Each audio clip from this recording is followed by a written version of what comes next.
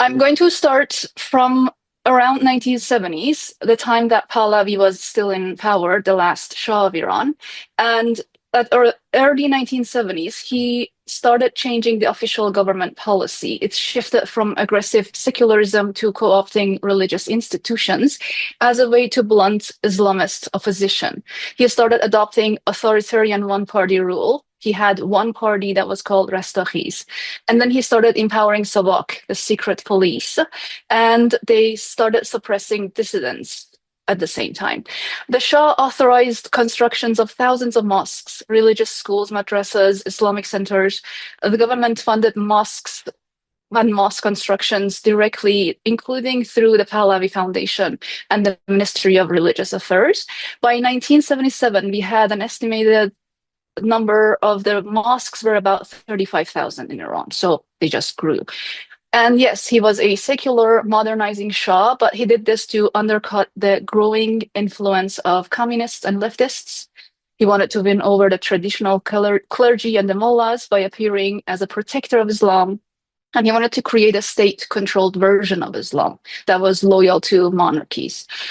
This led to the rise of Islamists, and of course, the leftists and trade unionists and the communists and dissidents all realized that this is a powerful group of people, and they started talking to them. They created this coalition together, and the oppositions joined forces together. One of the most atrocious things they did was in 1978, I think, if I'm not wrong, they set fire to Cinema Rex, and this is one of the worst things that happened before the revolution. The Islamists locked the doors, they set fire to the building and killed approximately 420 people at the movie theater. And then they blamed it on the Shah's regime and his brutality. People got angry, of course, it worked. So Pahlavi was ousted and he was forced to flee the country in 1979. He hoped the US would bring him back, as they had done before, like in 1953 during the 28th of Mordad coup, when the US and the Britain overthrew democratically elected government Prime Minister Mohammad Mossadegh. So we had the revolution. Of course, they didn't bring him back. And after revolution, political shifts started to happen. Universities were temporarily closed. Hijab became compulsory. Cultural and political purges started, executions, murders. Previous regime leaders and prominent politicians were all killed one way or another. There were protests, of course. Women started resisting mandatory hijab, came out, didn't want to wear it. And then we had cultural revolution. At the same time, we had about 52 American hostages held for 444 days after the US embassy was seized. The numbers were higher, but some were released. So 52 people were held hostage. This is important because I'll talk about this later as well. There were lots of massacres, crackdowns on oppositions, like a lot of repression happened. And then the military campaign against the Kurdish people started. Khomeini declared a jihad against Kurdish people and labeled them as enemies of Islam. So the Islamic Revolutionary Guard Corps, the IRGC, and that I doesn't stand for Iran, it's Islamic. And the regular army were both dispatched to crush Kurdish dissent. Thousands of people were killed, executions happened, whether they were political prisoners, suspected militants, civilians. There was no trial, of course. People were just killed. A war crime was announced, and there were mass arrests. Entire villages were bombarded and depopulated. In 1980, the 8-year war between Iraq and Iran started. The regime instigated the opposition groups to Saddam, and in retaliation, Saddam attacked Iran. So we had the 8-year war. That war lasted for 8 years, but it could be over in about 9 months because Khomeini believed that it was a gift from God. He just prolonged it because it helped keep people in control and afraid, and nobody would oppose a country at war. The casualty estimates at this time is about 1 million total. Heavy civilian and military losses. I remember 13-year-old boys in kafiyas. It was very religiously motivated. They would be sent to the war zones, and they would die on minefields, most of them, and then they would be returned they would be brought back in big coffins, also covered in kafiyas decades later. In 1988, when the war was over and Khomeini was forced to sign a ceasefire, he started purging prisoners. That's the summer of 1988, where estimated 50,000 political prisoners were executed without due process. They were buried in mass graves. If you say Khavaran, that's a cemetery. A lot of us know just what you're talking about. They wanted to purge dissidents and ensure a lasting control over the country, which worked. And they also would charge people for like the bullet price that they had used to execute people uh, in order to give them the name of the cemetery the person was buried in. My uncle was a prisoner for about 3 years before this happened. He had no day in court. They just kept him in prison for about 3 years. He was in solitary confinement for 13 months. So personal, I understand how it happened, and it's then in 1994, we had the bombing in Imam Reza Shrine, and there were forced confessions happening. A bomb exploded in Mashhad Imam Reza Shrine, and about 25, 26 people died. About 70 people were injured. They blamed MEK for it. State TV aired forced confessions from alleged suspects, including coerced young girls that were linked to MEK, widely believed to be fabricated, not the bombing, the confessions. And at the same time, Sorry, we had Sarah, to targeted interrupt you. yes. Can you just clarify MEK? What does that acronym stand for? This is for the Mujahideen. They are the jihadis who are living outside Iran at the moment, and they are one of the contenders to opposition. And then we had targeted assassinations happening, chain murders of politically motivated assassinations carried out in late 1990s by elements within the Iranian Ministry of Intelligence, targeting intellectuals, dissidents, writers, and political activists and their family members. Karun Hajizadeh was 9 years old when he was murdered. He was stabbed 10 times just because he was in the room with his father, who was supposed to be killed. There is no definite or publicly confirmed total number of people who were murdered, but because they disguised this as accidents, unsolved murders, suicides. At the same time, we know the estimate to be about 80 to 100 people. The regime, of course, obstructed investigation and they threatened families. It was awful. This happened at the time that we had Khatami's reform era. He was voted in 1997, initiating a reform wave, freedom of press, culture grew, we had theater, publications. It was blooming. And then in 1999, the university dormitory attack happened.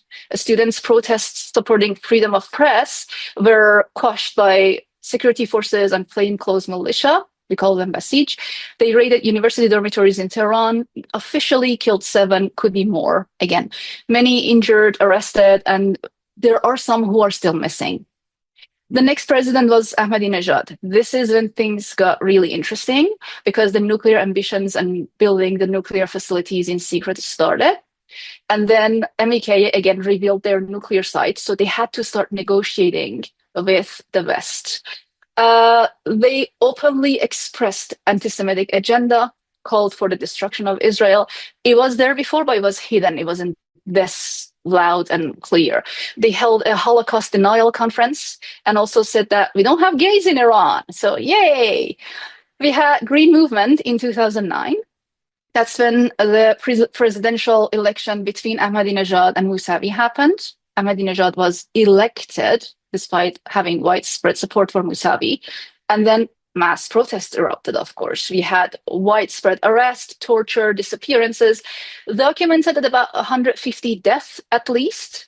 Considering the disappearances, suicides, accidents, executions, you need to understand that for regime, they only confirmed 36.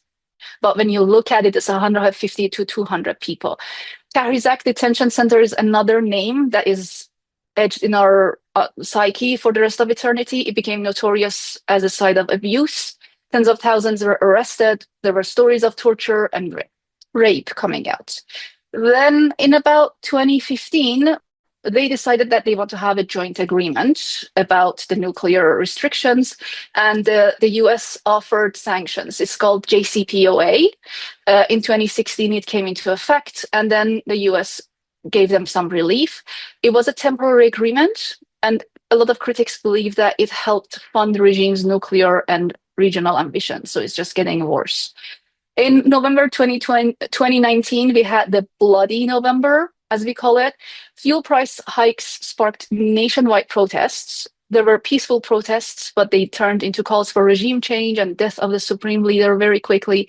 Security forces reportedly killed up to 1,500 people within 3 days. Internet was shut down. It was radio silence. When they came back, they just said, we have lost 1,500 people, like they're dead. There were mass arrests, executions followed, of course. In 2020, we had COVID-19 happened in Iran. The official report said around 140,000 to 147,000 people died. Considering the excess deaths under different scenarios and circumstances, it's closer to 310,000. So every time the regime gives you a number, double or triple it, just to be safe. COVID vaccine was declared haram. They said it's forbidden to be imported to Iran, so people died, of course. In January 2020, we had PS 752 shootdown. Qasem Soleimani, the child murderer general, was killed by the US. So the regime started targeting US bases in Iraq in retaliation. They shut down the Ukrainian passenger flight minutes after it was taking off. 176 people died on board, mostly Iranian Canadians. The regime lied for 3 days. They said it didn't happen. It's not how it was. And then they said, oh, it was a mistake. Families were harassed for demanding justice. Somebody was told later that it was done to avoid the war with the US. Look, what we do to ourselves, be careful, don't come close, that kind of thing. And then in 2020, Mahsa Jina Amini, the 22-year-old, was murdered while she was in custody on September 16th, 2022, which ignited women life freedom protests. 551 verified deaths happened in the first year. There were many injured, arrests, tortured, executions following. Of note, we had the protest in Sistan Baluchistan, the Bloody Friday of Zahedan. During those protests, 100 people were murdered in 1 day after the Friday prayer. And it was just one of the most atrocious things, one of the most deadliest attacks. And then there was prison fires and cover-ups in Evin at the same time, October 2022. They said it was a riot. At least 8 people were killed. Evin is known for housing political prisoners. So we believe that it was a deliberate purge or cover-up during the protests. And then there's the broader pattern of repression, decades of suppression of Kurds, Baluch, Arabs, Baha'is, other minorities. There is about estimated 100,000 executions since 1979. Last year, we had over 1,000 executed. We have approximately 3 people executed at the morning call to prayer in Iran now. And then the regime maintains power because they have oil. They have censorship, they have the IRGC, there are foreign alliances, Russia and Hezbollah. Now, this is only in Iran. Looking the outside, international community, there are so many attacks happening. Of note, 1983, Beirut bombings in Lebanon, 241 US service members, 58 French soldiers were killed. 1992, Israeli embassy bombing in Argentina, 29 killed. 1994, Jewish center bombing in Argentina, 85 killed. There were multiple assassinations of Iranian dissidents, Mykonos restaurant, Freedom Farrokhzad. I don't have time to go in detail, so I'm just naming everything for you guys. You can look it up later.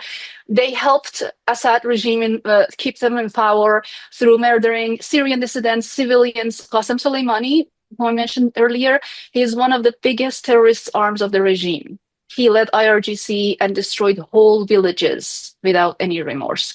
IRGC created Hezbollah in Lebanon.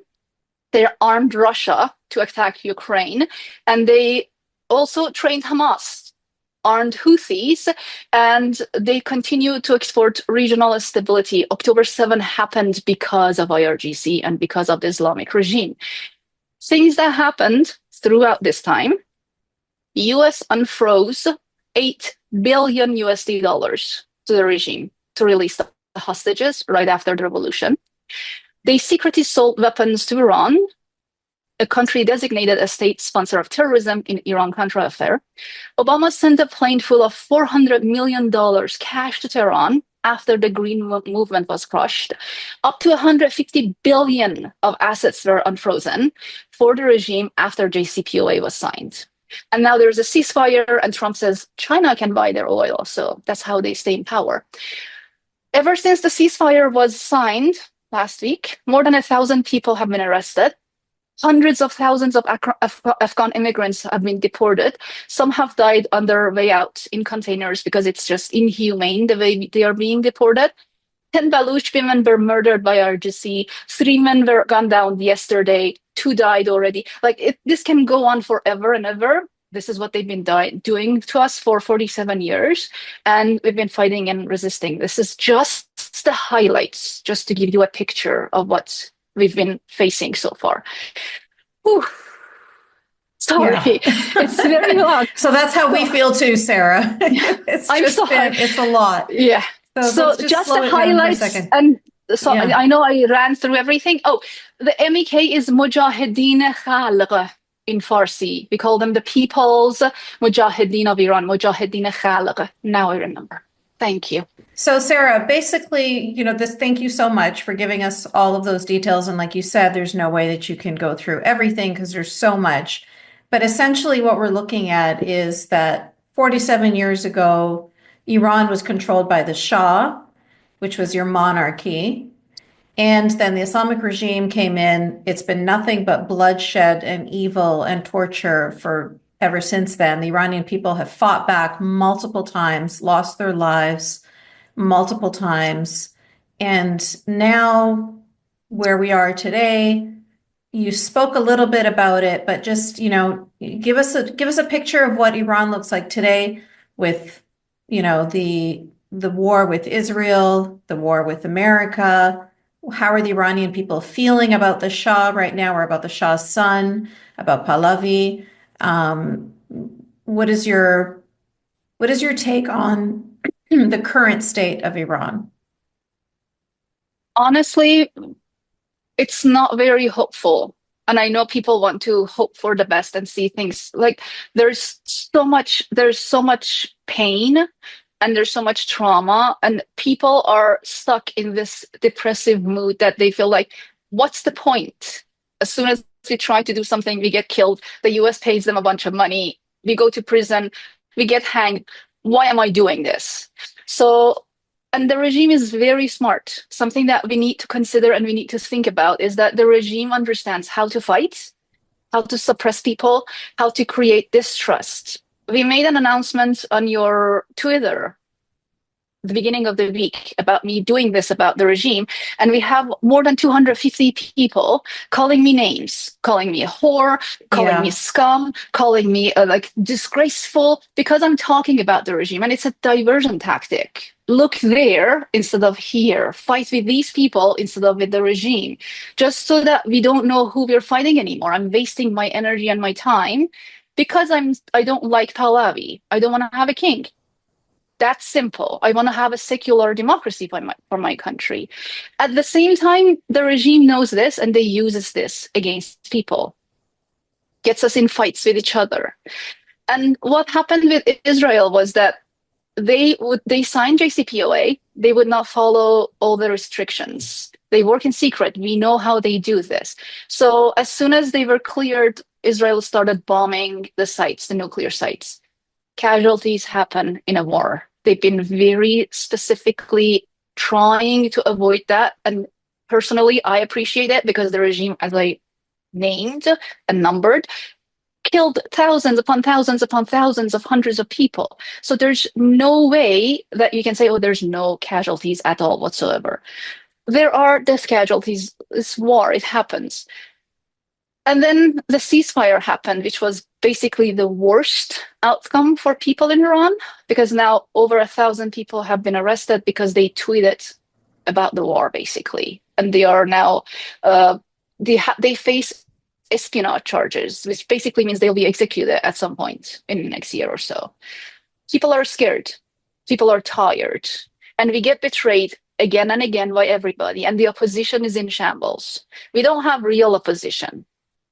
That's one of the problems. They know how to play this game. We have opposition inside Iran in prisons, There's no way to contact them. We had internet shutdown since yesterday, and everybody's like, what is happening? So, since there's no opposition, and even though you don't want Iran to become a monarchy, and obviously I agree with you that democracy is better for in general. But why won't you support Pahlavi then? Because he's at least a resistance. He's someone that's uniting at least a resistance against the Islamic regime. Get rid of the Islamic regime first, and then deal with step two later. But can Iranians unite right now under Pahlavi to just get the Islamic regime out? Or do you think that that's not a good strategy? He doesn't want to get the Islamic regime out. He's happy where he is. He said last year that he would want to he would want to rule the country as a king from the US. So he's the king from afar, like a remote king. And he said that he wouldn't want to go back because his life is in the US. He is not serious. If he had the backbone to actually lead us through this, yes, 100%. Go in the grace of God. Do whatever you want to do. I'll fight you if you don't give us a democracy later. But he doesn't want to. Like, he has different campaigns every year. Once he says, I'm going to be your advocate. Once he says, we are going to do, now they're doing MIGA, which is something Trump said. And then 24 hours later, they had a ceasefire. He doesn't So actually tell want the us what regime. MIGA stands for. Make Iran great again. So the far right nationalist movements are now in power.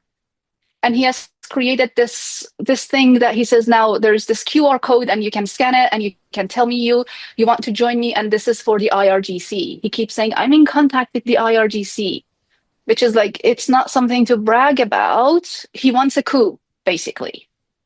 And if he had the backbone to actually do this work, I would 100% support him. So We why want the would regime gone. he wants a coup and then he wants the regime gone and then he doesn't want to lead? No, he wants the prestige and the money. He Okay, doesn't want to do that's the work. It's a very lot of confusing. work. Yeah, it's a lot of Okay, work, and he doesn't want to do the work, actually. He hasn't done the work for 47 years. What has he actually done?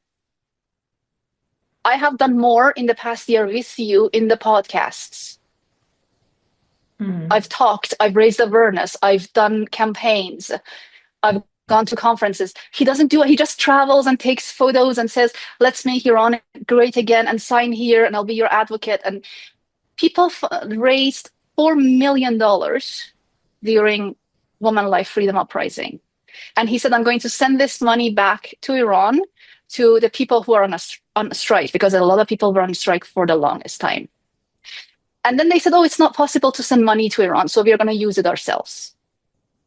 So they used the money themselves. We don't know where the money went. $4 million. Normal people like me donated to him.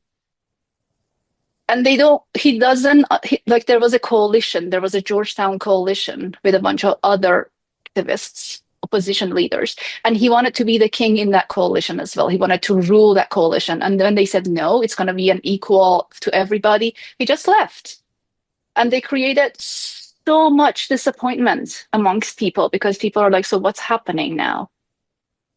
Who is leading us out of this? all right. We have a question here from somebody who's asking, is there a way to bring down the Iranian regime through sanctions? Do you think sanctions would work? Or have they Sanctions worked in the were past? actually, yes, they have worked greatly if they actually stick to it and don't just say, oh, but it's poor people. No, if you actually do that sanction and actually follow through and not pay the regime millions and millions of dollars, yes, they become weaker. They won't stop, but they become weaker. It's easier to diminish them and to remove them from power.